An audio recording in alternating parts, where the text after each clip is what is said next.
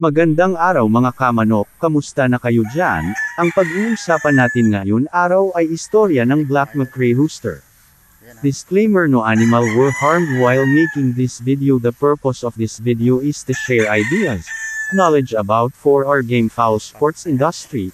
Ang McRae gamefowl, isang lahi ng mga panlabang manok, ay kilala sa mayamang kasaysayan, natatanging katangian, at agresibong estilo ng pakikipaglaban.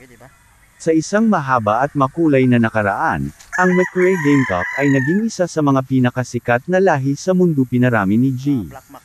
William McRae ang kanyang mga black gamit ang three-way cross ng Jack Watters Sheldon Black Roundhead, Kent Mog, Black Mugwump, at 1/8 Blueface Hatch. Ang McRaes ay mabigat sa Black Roundhead bloodline. Si William McRae ay isa sa mga unang lalaking may mahabang kutsilyo na nagpapadala mula sa States patungo sa Pilipinas noong panahon ng Korean War sa aking pagkakaalam.